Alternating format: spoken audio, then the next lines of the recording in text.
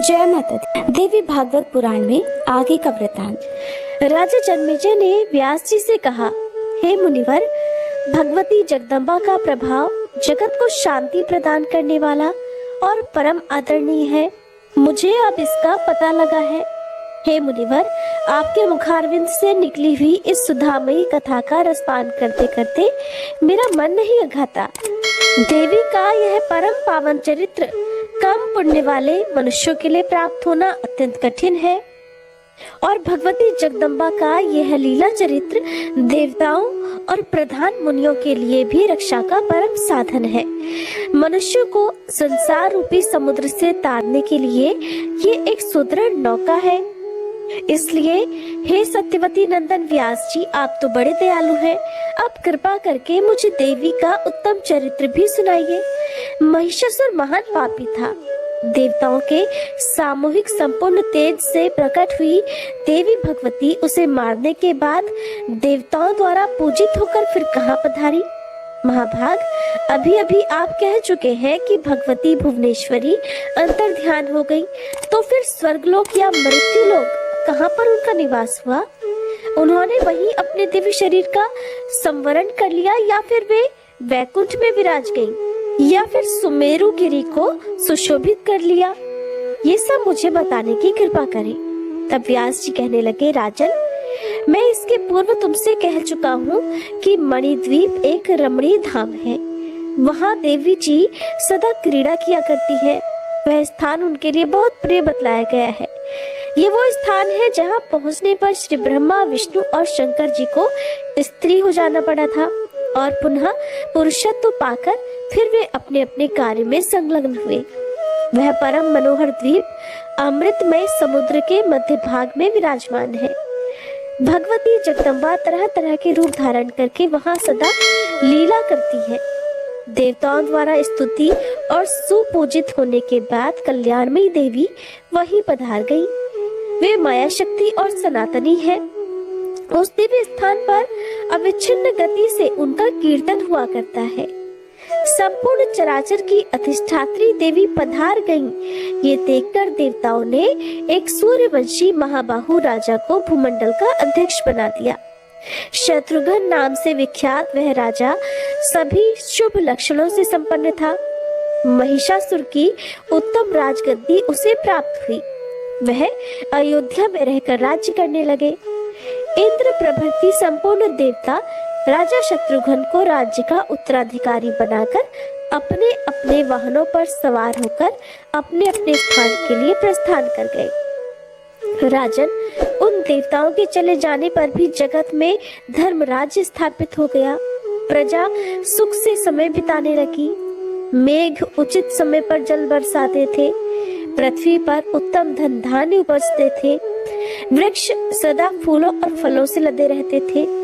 सभी ऋतुएं सुखदायिनी थीं। घड़े के समान थन वाली दुधारू गौवें मनुष्यों को इच्छा अनुसार दूध दिया करती थी। स्वच्छ और शीतल जल वाली नदियों का प्रवाह बड़ी सुगमता से बहता था। उनके वेग से तट छिन्न भिन्न नहीं हो पाते थे। किनारे पर पक्षियों का समूह शोभा बढ़ाता था। ब्राह्मण वेदत्व के जानकार और यज्ञशील थे। क्षत्रियों में धार्मिक भावना जागृत थी। वे दान और अध्ययन में सदा तत्पर रहते थे। शस्त्र विद्या में उनकी विशेष अभिरुचि थी। वे प्रजा की रक्षा में कोई कमी नहीं होने देते थे। सभी राजाओं द्वारा न्याय पूर्वक शासन होता था। किसी में विषय तृष्णा नहीं थी। सभी प्राणी परस्पर मेल मिलाप रखते थे। धन बांटने वालों का एक समाज विद्यमान था। गोठ में झुंड की झुंड गौएं निर्भयता पूर्वक रहती थी। राजन, उस समय धरातल पर ब्राह्मण, क्षत्रिय, वैश्य और शूद्र ये सब के सब देवी के परम उपासक थे। राजा के अनुसार सभी के कर्मों की पर्याप्त व्यवस्था की गई थी। कुछ लोगों का समय अध्ययन में ही बीतता था। महिषासुर के कारण उनके कार्यों में जो बाधा आ गई थी वह उसके मर जाने पर दूर हो गई। सबके हृदय की व्यथा शांत हो गई। ब्राह्मण वेद पढ़ने में संलग्न हो गए। उनके व्रत, नियम और दान धर्म में अब कोई बाधा नहीं रही। क्षत्रियगण प्रजा पालन और वैश्यगण व्यापार में लग गए।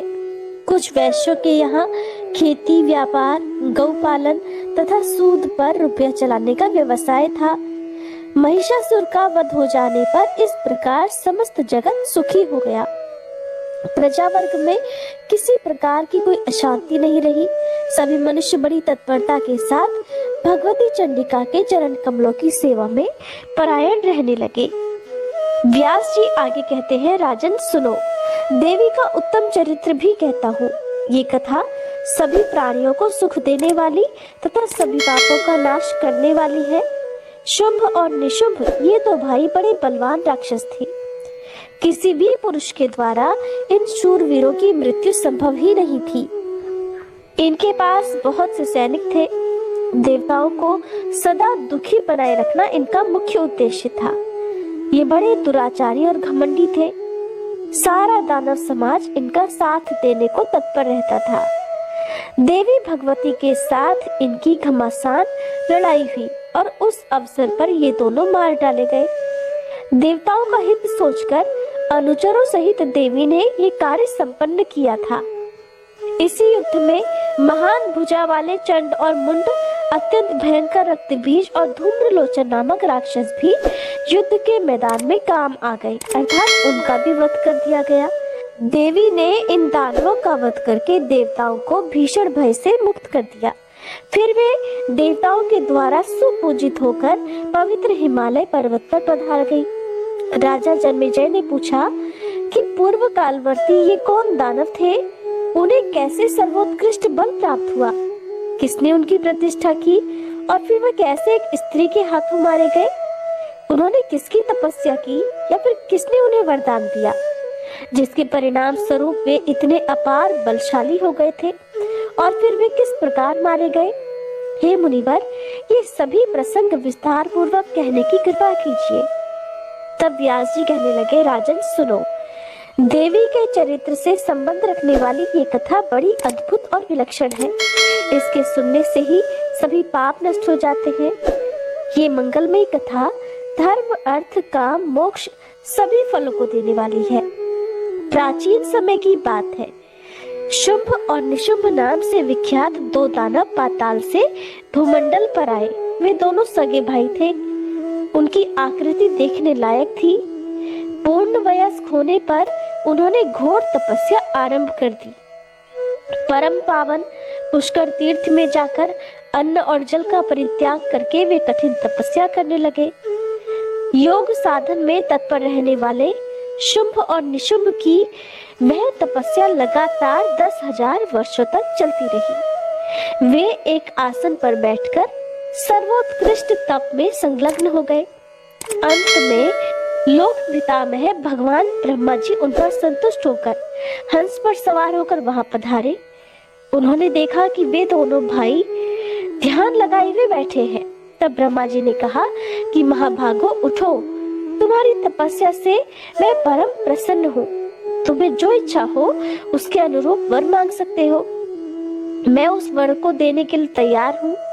तुम्हारे तप का प्रभाव देखकर तुम्हारी इच्छा पूर्ण करने के विचार से ही मेरा यहाँ पर आगमन हुआ है। व्यास जी कहते हैं, श्री ब्रह्मा जी की ऐसी बात सुनकर शुंभ और निशुंभ का ध्यान टूट गया। वे सजग हो गए। प्रदक्षिणा करके उन्होंने श्री ब्रह्मा जी के चरणों में मस्तक झुकाया और दंड की तरह वे उनके सामने गिर पड़े। उनके शरीर अत्यंत दुर्बल हो गए थे। दीन होकर गदगद वाणी में वे ब्रह्मा जी से मधुर वचन कहने लगे कि हे देवाधिदेव, हे दया सिंधु, हे ब्राह्मण, आप भक्त जनों को अभय कर देते हैं। विभो, अगर आप प्रसन्न हैं तो हमें अमर बनाने की कृपा करें। संसार में मरण के सिवा दूसरा कोई भी भय हमें नहीं है। केवल इसी भय से दुखी होकर हम आपकी शरण में आए हैं। आप तो देवताओं के अधिष्ठाता, जगत के रचयिता और क्षमा के भंडार हैं। हे विश्वात्मन, हमारी रक्षा आप पर निर्भर है। आप हमारे मरण जन्म के भय को दूर करने की कृपा करें। तब श्री ब्रह्मा जी बोले कि तुम कैसी असंभव बात के लिए प्रार्थना कर रहे हो। त्रिलोकी में कोई भी किसी की भी इस मांग को पूरा नहीं कर सकता और ये तो सर्वथा देय है। जन्म लेने वाले की मृत्यु और मरने वाले की उत्पत्ति ये बिल्कुल निश्चित है। जगत नियंता प्रभु ने सदा से ही जगत में ये मर्यादा स्थापित कर रखी है। सभी प्राणी सर्वथा मरणशील है, इसमें संशय नहीं किया जा सकता। इसलिए तुम कोई दूसरा वर मांगो, मैं उसे अवश्य पूरा कर सकता हूँ। व्यास जी कहते हैं, ब्रह्मा जी के वचन सुनकर शुंभ और निशुंभ कुछ क्षण तक विचार में पड़े रहे। फिर कुछ सोचने के बाद सामने खड़े होकर नम्रता पूर्वक बोले कि हे कृपा सिंधु, फिर देवता, मनुष्य, मृग और पक्षी किसी भी पुरुष के द्वारा हमारा मरण न हो, हमें यही वरदान दीजिए और इस वरदान को पूर्ण करने की कृपा कीजिए। किसी स्त्री में तो ऐसी शक्ति हो नहीं सकती जो हमें मार सके। चराचर त्रिलोकी में किसी भी स्त्री का हमें किंचित मात्र भय नहीं है। हे ब्रह्मा जी, हम दोनों भाइयों को पुरुष मात्र के अवध्य होने का वरदान मिलना चाहिए। स्त्री से हमें कोई डर नहीं, क्योंकि वह तो स्वाभाविक ही अबला होती है। व्यास जी कहते हैं, शुंभ और निशुंभ की बात सुनकर ब्रह्मा जी उन्हें उनके अनुरूप वर देकर प्रसन्नता पूर्वक अपने स्थान पर पधार गए। ब्रह्मा जी के ब्रह्मलोक सिधार जाने पर शुंभ और निशुंभ भी अपने घर लौट गए। घर पहुंचकर उन्होंने शुक्राचार्य जी को पुरोहित बनाया और सभी प्रकार से उनकी पूजा की। फिर उत्तम दिन और नक्षत्र देखकर मुनि ने एक सुंदर चांदी का राज सिंहासन उन्हें प्रदान किया। शुंभ बड़ा भाई था, इसलिए उसे राजगद्दी पर बैठने का अधिकार प्राप्त हुआ। अनेकों सुप्रसिद्ध दानव उसी क्षण शुंभ की सेवा में सम्मिलित हो गए। चंड और मुंड ये दोनों भाई महान पराक्रमी और बलशाली थे। ये अपनी सेना के साथ शुंभ की सेवा में आ पहुंचे। इनके पास हाथी, घोड़े और रथों की भरमार थी। धूम्रलोचन नामक एक प्रचंड प्रतापी दैत्य था। शुंभ को दानवी गद्दी पर बैठने का अधिकार प्राप्त हुआ है, ये सुनकर वह भी सेना सहित आ पहुंचा। इस प्रकार शूरवीर रक्तबीज भी आ गया। वरदान के प्रभाव से उसे असीम बल प्राप्त था। उसके पास 2 अक्षौहिणी सेना थी।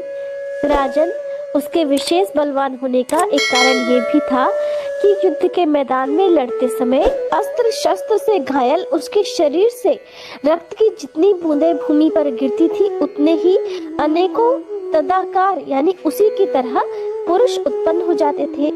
उन क्रूर दानवों की भुजाएं शस्त्र अस्त्रों से सुशोभित रहती थी। रक्त बिंदु से उत्पन्न वे दानव आकार, रूप और पराक्रम में बिल्कुल एक से होते थे और वे सभी तुरंत युद्ध में सम्मिलित हो जाते थे। इसलिए रक्तबीज युद्ध में महान पराक्रमी और अजय वीर समझा जाता था। इसके बाद शत्रु पक्ष की सेना को कुचल डालने वाले निशुंभ ने अपनी सेना सजाकर देवराज इंद्र को परास्त करने के लिए स्वर्ग पर चढ़ाई कर दी। चारों ओर घूमकर उसने लोकपालों के साथ घोर युद्ध किया। तब देवराज इंद्र ने उसकी छाती में वज्र से चोट पहुंचाई। भीषण वज्राघात से आहत होकर निशुंभ भूमि पर गिर पड़ा। उसे मूर्छा आ गई। उसकी ऐसी स्थिति देखकर सैनिक भाग गए। उसका छोटा भाई निशुंभ मूर्छित होकर पड़ा हुआ है, ये सुनकर शत्रु सेना का संहार करने की शक्ति रखने वाला तब वह क्रोधित होकर वहां पर आया और बाणों से सभी देवताओं को घायल करने लगा। शुंभ के लिए कोई भी काम कठिन नहीं था। उसने तुरंत युद्ध करना आरंभ कर दिया। उसके इस प्रयास से सभी देवता, लोकपाल और इंद्र पराजित होकर भाग चले। अब तो शुंभ ने बलपूर्वक इंद्र की पदवी प्राप्त कर ली। कल्पवृक्ष और कामधेनु गौ सभी उसके अधिकार में आ गए। त्रिलोकी पर उसी का नाम लेकर यज्ञ में हवन आरंभ हो गया। शुंभ ने कुबेर को भी जीतकर उनकी संपत्ति पर अपना अधिकार जमा लिया। सूर्य और चंद्रमा उसके अधीन बनकर उसके चक्कर लगाते थे। यमराज को हराकर वह पद भी उसने अपने अधिकार में कर लिया। अपने प्रभुत्व से शुंभासुर अग्नि, वरुण और वायु सभी के कार्य का स्वयं व्यवस्थापक बन गया। सभी उसके अधीन रहकर कार्य करने लगे। देवता बेचारे नंदन वन को छोड़कर पर्वतों की खोहों में जाकर छिप गए। राज्य छिन जाने के कारण उनकी शोभा नष्ट हो गई थी। अनाधिकारी बनकर वे वनों में इधर उधर भटकने लगे। अब देवताओं का कोई भी सहायक नहीं रहा। वे निराधार, निस्तेज और निरायुध होकर अपना समय बिताने लगे। इस स्थिति में पर्वतों की कंदराओं, जनशून्य जंगलों और नदियों की दरारों में ही समस्त देवताओं का आना जाना था। स्थान भ्रष्ट हो जाने के कारण वे कहीं भी सुख से समय नहीं बिता पा रहे थे। महाराज, ये बिल्कुल निश्चित है कि सुख प्रारब्ध के अधीन है। अत्यंत पराक्रमी, महान, भाग्यशाली, प्रचुर, ज्ञानी और धनाढ्य व्यक्ति भी विपरीत समय आने पर दुख और दैत्य के चक्कर में पड़ ही जाते हैं। महाराज, काल की करामात बड़ी ही अद्भुत है।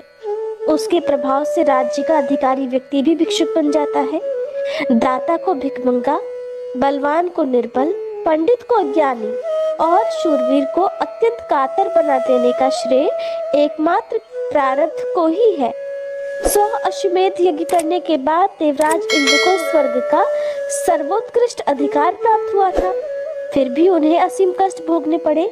ये सब काल की ही तो अद्भुत करामात थी। काल की कुचेष्टा में किसी प्रकार का कोई आश्चर्य नहीं करना चाहिए। व्यास जी कहते हैं, राजन, सभी देवता परास्त होकर भाग गए। स्वर्ग पर शुंभ का राज्य प्रस्थापित हो गया। पूरे 1000 वर्ष तक शुंभ राज्य करता रहा। राज्य से भ्रष्ट हो जाने के कारण देवता अत्यंत चिंतित थे। उनके दुख का कोई पार नहीं था। तब उन्होंने बृहस्पति जी के पास जाकर पूछा कि गुरु, अब क्या करना चाहिए, बताने की कृपा करें।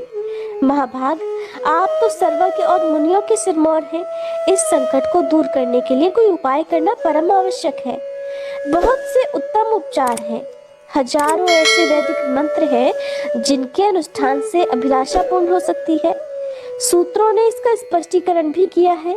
सभी कामनाओं को पूर्ण करने वाले तरह तरह के यज्ञ भी बताए गए हैं। मुने, आप उन उपायों को काम में लेने की कृपा करें। उनकी सभी विधियां तो आपको पता ही है। वेद में शत्रु का नाश करने के लिए जो जैसी विधि बताई गई है, अब आप उसी का समुचित रूप से अनुष्ठान करें, जिससे हमारे संकट टल जाए। हे बृहस्पति जी, इस अवसर पर आपका परम कर्तव्य है कि आप दानवों का वध करने के लिए अपनी बुद्धि के अनुसार यत्न करने में तत्पर हो जाएं। बृहस्पति जी कहने लगे, हे देवेश, वेद में प्रतिपादित सभी मंत्र प्रारब्ध के अनुसार ही फल प्रदान करते हैं। उनमें स्वतंत्रता नहीं है और न ही वे अकेले कुछ कर सकते हैं। मंत्रों के प्रधान देवता तो तुम ही लोग ठहरे, सो तुम्हें ही काल के प्रभाव से नाना प्रकार के कष्ट भोगने पड़ रहे हैं। अब ऐसी स्थिति में मैं भला क्या उपाय कर सकूंगा?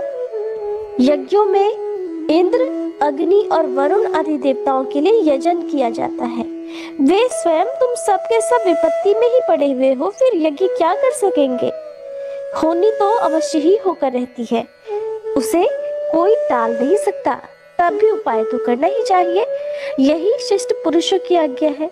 इसलिए भली भांति सोच समझकर मैं तुम्हें उपाय बता देता हूँ। पूर्व समय में भगवती जगदम्बा प्रसन्न होकर महिषासुर का वध कर चुकी हैं।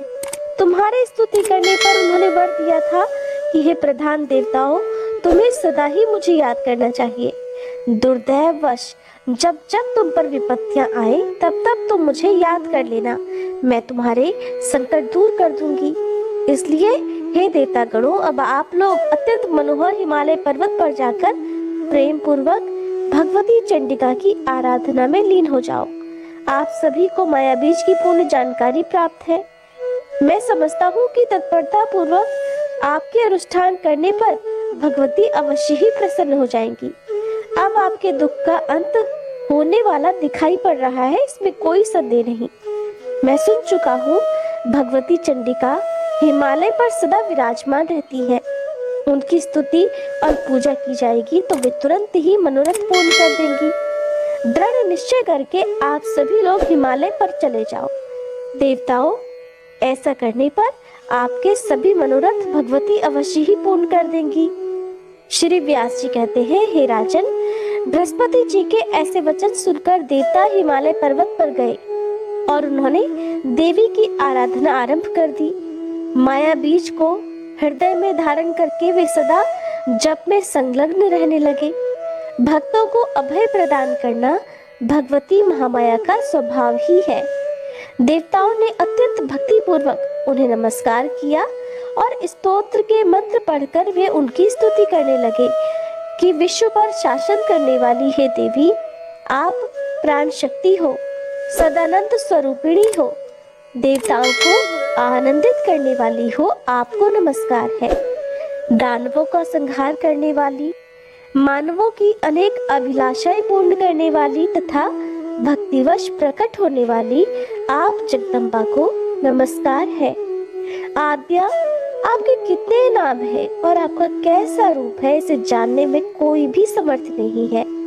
सब में आप ही विराजमान हो। जीवों की सृष्टि और संहार में सदा आप ही शक्ति रूप में काम करती हो। स्मृति, गति, बुद्धि, जरा, तुष्टि, पुष्टि, कांति, शांति, सुविद्या, सुलक्ष्मी, गति, कीर्ति, मेधा आदि ये सब आप ही तो हो। आपको विश्व का सनातन बीज माना गया है। जब जैसा अवसर आता है तब उसी के अनुरूप रूप धारण करके आप देवताओं का कार्य करती और उनके हृदय की जलन और दुख को दूर करती हो। हम सभी आपको नमस्कार करते हैं। सभी प्राणियों के अंतःकरण में प्रशस्त स्वरूप धारण करके आप ही क्षमा, योग निद्रा, दया आदि नामों से विराजमान हो। महिषासुर देवताओं का घोर शत्रु था। आपके हाथ उस मदाद दैत्य के प्राण प्रयाण कर चुके हैं। सभी देवताओं पर आपकी दया सदा बनी रहती है। देवी, ये बात पुराणों और वेदों में स्पष्ट घोषित है। माता अपने बालक का प्रसन्नता पूर्वक सभी प्रकार से पालन और पोषण करती ही है। इसमें भला कौन विचित्र बात है? क्योंकि देवता आपकी संतान है, इसलिए आप एकाग्रचित्त होकर इनके सभी मनोरथ सफल करने की कृपा करो। हे देवी, अखिल जगत आपकी वंदना करता है। आप सर्व समर्थ हो। आपके गुणों की गणना करना और आपका स्वरूप जानना हमारे लिए अशक्य है। व्यास जी कहते हैं, इस प्रकार सभी देवताओं की स्तुति करने पर भगवती जगदम्बा करुणा से ओतप्रोत होकर तुरंत ही प्रकट हो गई। उनका रूप निखर उठा था। वे विचित्र वस्त्र पहने हुए थी। दिव्य आभूषण उनके शरीर की शोभा बढ़ा रहे थे। गले में अद्भुत हार था और वे दिव्य चंदन से चर्चित थीं। उनमें ऐसी सुकुमारता थी कि जगत मोहित हो जाए। उन्हें सभी शुभ लक्षण सुशोभित कर रहे थे। देवताओं के देखने में वे अद्वितीय स्वरूपिणी प्रतीत हुई। उन्होंने ऐसा दिव्य रूप धारण कर रखा था जिससे जगत को मोहित करने वाले भी मोह में पड़ जाएं। कोयल के समान मधुर बोलने वाली भगवती जगदम्बा हंसकर स्तुति करने में लगे हुए देवताओं के प्रति प्रेम पूर्वक वाणी में इस प्रकार कहने लगी।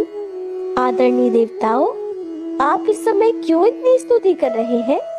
आपके मुखों पर इतनी चिंता क्यों छाई हुई है? आप अपना कार्य मेरे सामने प्रकट करो। व्यास जी कहते हैं, महाभाग देवता भगवती के रूप और वैभव को देखकर सम्मोहित हो गए थे। उनकी वाणी सुनकर वे प्रेम पूर्वक अपनी स्तुति करने का रहस्य बतलाने लगे। देवतागण कहने लगे कि जगत को नियंत्रण में रखने वाली हे करुणामयी देवी, हम सब आपकी शरण में आकर स्तुति कर रहे हैं। आप हमें सभी संकटों से बचाइए। दैत्यों के सताने से हमारा मन अत्यंत उद्विग्न हो उठा है। महादेवी, पूर्व समय की बात है, महिषासुर देवताओं के लिए महान कंटक बना हुआ था। आपने उसे मारकर हमें वरदान दिया था कि जब कभी तुम पर आपत्ति आए तब तुम मुझे याद करना। स्मरण करते ही आप हमारे दुखों को दूर कर देंगी, इसमें किंचित मात्र संदेह नहीं है। इसलिए हे देवी, इसी कारण हमने इस समय आपको याद किया है। इस समय शुंभ और निशुंभ नामक दो दानव उत्पन्न हुए हैं। उनकी आकृति अत्यंत भयंकर है। देवी, वे हमारे कार्यों में सदा विघ्न डाला करते हैं।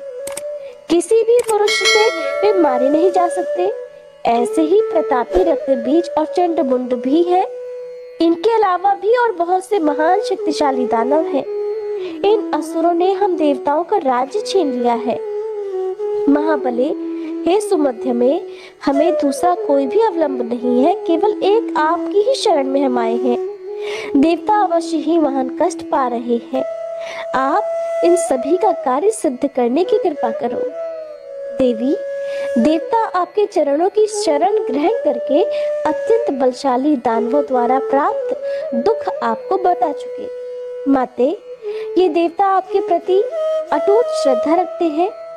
इस समय इन पर दुख के बादल उमड़ रहे हैं। अब आप इनके लिए शरण्य होकर इनका दुख दूर करने की कृपा करो। देवी युग के आरंभ में आपने ही इस विश्व की रचना की थी। आप अपना बनाया हुआ जानकर अखिल भूमंडल की रक्षा में तत्पर हो जाओ। माता, अभिमानी दानव बल के घमंड में चूर होकर जगत को पीड़ा पहुंचा रहे हैं। उनका विनाश करके इस जगत को सुख प्रदान करो। व्यास जी कहते हैं, देवता शत्रुओं से अत्यंत दुखी थे। उन्होंने जब इस प्रकार देवी की स्तुति की, तब देवी ने अपने विग्रह से एक दूसरा ही रूप प्रकट कर दिया। जब भगवती पार्वती के शरीर से जगदम्बा साकार रूप में प्रकट हुई, तब सभी जगत उन्हें कौशिकी नाम से पुकारने लगा। पार्वती जी के शरीर से भगवती कौशिकी के निकल जाने पर शरीर क्षीण हो जाने के कारण पार्वती का रूप काला पड़ गया, इसलिए वे कालिका नाम से विख्यात हुई। स्याही के समान काले रंग से वे बड़ी भयंकर जान पड़ती थी। भक्तों के सभी मनोरथ पूर्ण कर देना उनका स्वाभाविक गुण था, इसलिए वे कालरात्रि नाम से प्रसिद्ध हुई। भगवती जगदम्बा का एक दूसरा मनोहर रूप भी विराजमान था। सभी भूषण उस श्री विग्रह की शोभा बढ़ा रहे थे। लावण्य आदि सभी शुभ गुणों से वह संपन्न था। इसके बाद भगवती जगदम्बा हंसकर देवताओं से कहने लगी कि देवतागणों, अब आप लोग निर्भय होकर अपने स्थान पर विराजमान रहो। मैं शत्रुओं का संहार कर डालूंगी। आपका कार्य सभी प्रकार से संपन्न करने के लिए मैं युद्ध के मैदान में विचरूंगी। आपको सुखी बनाने के लिए शुंभ निशुंभ आदि सभी दानवों का मैं वध कर दूंगी। इस प्रकार कहकर बल के अभिमान से भरी हुई भगवती कौशिकी सिंह पर सवार हुई और शत्रु के नगर की ओर चल पड़ी। उन्होंने काली को भी साथ चलने का आदेश दिया। कालिका सहित भगवती जगदम्बा नगर के सन्निकट जाकर जिधर से हवा आ रही थी वहीं ठहर गई और उन्होंने जगत को मोहित करने वाला संगीत आरंभ कर दिया। उस सुमधुर गान को सुनकर पक्षी और मृग तक मोहित हो गए। आकाश में रहने वाले देवताओं का मन प्रसन्नता से खिल उठा। शुंभ के दो सेवक थे जिनके नाम थे चंड और मुंड। उस समय वे दोनों भयंकर अनुचर स्वतंत्रता पूर्वक घूम रहे थे। वे वहां आए और उन्होंने देखा दिव्य रूप धारणी भगवती जगदम्बा गा रही है। उन्होंने कालिका को अपने सामने स्थान दे रखा था। दिव्य रूपा उन भगवती जगदम्बा को देखकर चंड और मुंड महान आश्चर्य में पड़ गए। राजन, तभी उसी क्षण शुंभ के पास चल पड़े। उस समय दानवराज शुंभ अपने घर पर था। उसके पास पहुंचकर चंड और मुंड ने मस्तक झुकाकर उसे प्रणाम किया। साथ ही कहा कि राजन, कामदेव को भी मोहित करने की योग्यता रखने वाली एक सुंदरी स्त्री हिमालय पर्वत से निकली है। सिंह उसकी सवारी का काम दे रहा है। उसमें सभी शुभ लक्षण विद्यमान है। ऐसी उत्तम स्त्री देवलोक या फिर गंधर्व लोक में मिलना भी असंभव है। जगत भर में तो कहीं भी ऐसी स्त्री को न देखा है न ही सुना है। राजन, वो ऐसा सुंदर गाना गाती है जिसे सुनकर सभी जन मुग्ध हो जाते हैं। उसके सुमधुर स्वर से मोहित हुए मृग सदा उसके पास बने रहते हैं। महाराज, वह किसी की पुत्री है और उसके यहाँ आने का क्या प्रयोजन है, इस विषय की जानकारी प्राप्त करके आप उसे अपने पास स्थान दीजिए। वास्तव में तो ये कामनी आपके ही योग्य है। उसकी आंखों से कल्याण टपक रहा है। उसका पता लगाकर आप उसे अपने महल में ले आइए और उसे अपनी पत्नी बनाने की कृपा कीजिए। ये निश्चित है कि उसके समान किसी दूसरी सुंदर स्त्री का होना जगत में नितांत असंभव है। राजन, देवताओं के सभी रत्नों पर आपका अधिकार हो चुका है। महाराज, फिर इस सुंदर स्त्री को अपनाने में आप क्यों उदासीन हैं? राजन, आपने इंद्र से बलपूर्वक ऐश्वर्यपूर्ण ऐरावत हाथी, पारिजात वृक्ष और उच्च श्रवा अश्व आदि छीन लिए हैं। राजन, ब्रह्मा का अद्भुत विमान रत्नमय है। राजहंस के चिन्ह वाली ध्वजा उस पर फहरा रही है। ऐसे दिव्य विमान को आपने बलपूर्वक अपने अधिकार में कर लिया है। राजन, पद्म नामक निधि आप कुबेर से छीन लाए हैं। वरुण का शुभ छत्र आपने हठपूर्वक ले लिया है। राजन, आपके भाई निशुंभ से वरुण की मुठभेड़ हुई थी। वरुण हार गया, तभी से उसका पाश भी निशुंभ के पास ही है। महाराज, आपके भय से समुद्र ने, जिसके कमल कभी कुम्हलाते नहीं, ऐसी माला तथा तरह तरह के रत्न आपको भेंट किए हैं।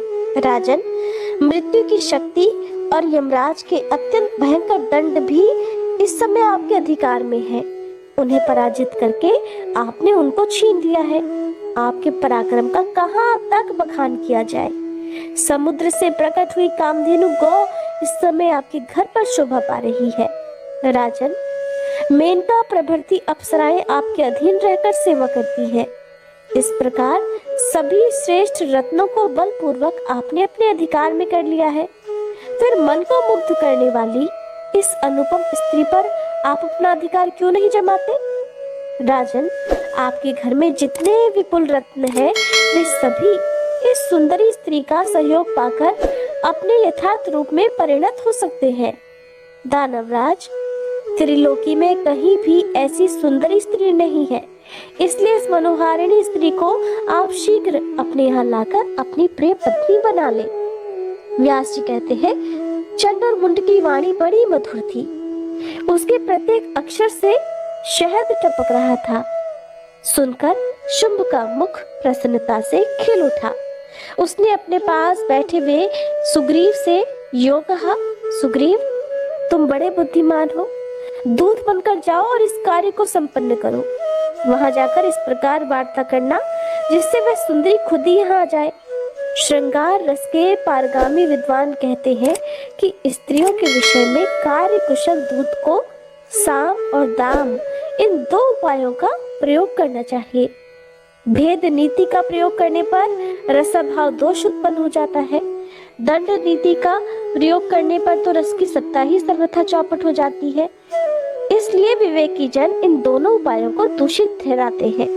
दूत, साम और दाम, इन दो उपायों को ही प्रमुख मानकर इनका प्रयोग करना चाहिए। वाक्यों में मधुरता और नम्रता भरी होनी चाहिए। इन उपायों का प्रयोग करने पर भला कौन कामिनी स्त्री वश में नहीं आ